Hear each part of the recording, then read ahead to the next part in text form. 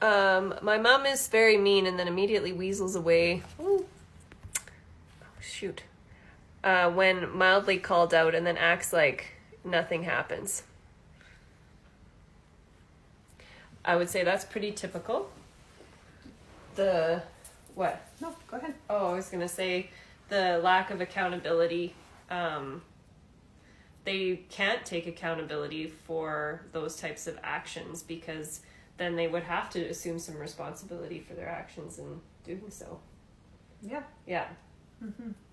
Yeah, so then they're going to back out, they're going to weasel away from the situation, and then pretend that nothing's really ever happened, right? Unless they can somehow make themselves the victim and blame their child. Yeah. And the acting like nothing ever happened, it really reduces the significance of the event completely. So if that event or whatever happened was huge and really big and painful for you emotionally, by them ignoring it the next day, it also like creates this huge disconnect for you because you're thinking, well, this was so terribly painful for me. You're expecting an apology from them and some sort of, I don't know, what's the word I'm looking for?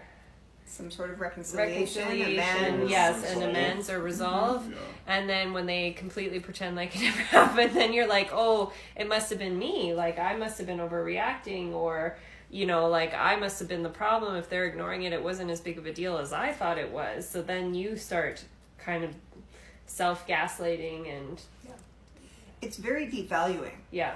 And particularly when it's a parent, because likely then you've been trained for many years, right? It's not a new person coming into your life. This is a parent who you've had a relationship with, and they've likely trained you to accept this kind of behavior. So then it can be quite challenging sometimes to identify what's really happening. Yeah. And then to try to change that or break away from that. It can be a really challenging position to be in, but it's totally doable. And also, too, what it becomes a struggle is, depending on what age you are when this happens, your parents are supposed to be supporting you in emotional regulation. And when events like that happen and they're the ones causing emotional dysregulation, and then they don't support you in regulating and ignore it completely, it causes a major, huge dysregulation in